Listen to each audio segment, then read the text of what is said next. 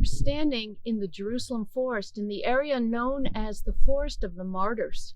And this was initially planted for the 6 million Jews plus who were killed during the time of the Holocaust.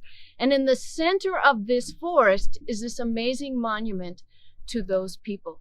It's called the Scroll of Fire, and it has two sides to it. One is the picture of the destruction of the Jewish people during the time of the Holocaust, and simultaneously on the other side of the scroll, you will see the planting of angelic forces with angelic forces and Jewish forces, the state of Israel, and the rebirth of this nation. So, inside the scroll are inscribed the words in Hebrew coming from Ezekiel 37, which it talks about in verse 11, our bones are dry, our hope is lost, and we ourselves have been cut off. Therefore prophesy and say to them, thus saith the Lord God, behold, O my people, I will open up your graves and cause you to come up from your graves and bring you into the land of Israel.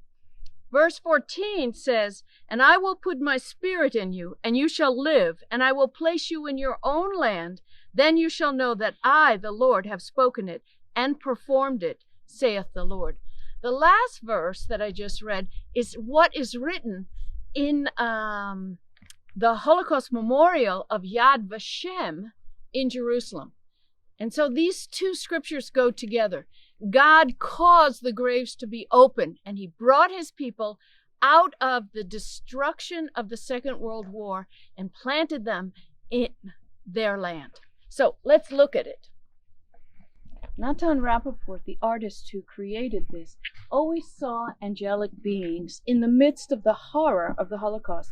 And that's why we see the angel here in the midst of the Warsaw Uprising. And of course, we see them going to their deaths as we go around this part of the scroll. And it becomes darker and darker as we continue. Here they are in the concentration camps. You can see them in the labor camps. You can see them despairing and dying. But at the same time, you can see on this side, some are escaping. Out of the death is coming life. And there we see people escaping. Do you see it on the top there?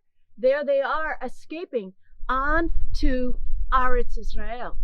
Here we see the remnant, the survivors, coming into the land. At the very top, we see the new settlements. We see the kibbutzniks. We see the soldiers. We see them grabbing each other and coming together. We even see people at the bottom here falling in love with each other. This is the establishment that is about to happen of the state of Israel that Rappaport depicted as a result of the end of the war and the survivors coming into the land. The culmination of the sculpture is what we see here with the depiction of a biblical character. Maybe that's Moses, maybe that's Abraham, lifting up the menorah. Above him is an angel trumpeting, and next to it, or above that, you see them dancing the hora in joy, because this is the picture of Israel coming back, not just to their land, but into Jerusalem and coming back to the Western Wall. And that's what we're going to see at the very end, is here we have the soldiers praying at the Western Wall. We have people ready to fight. And at the top, we have angelic beings with men planting the flag. On the other side is King David playing his harp. At the time of the Holocaust, it's absolutely true what Ezekiel prophesied so long before.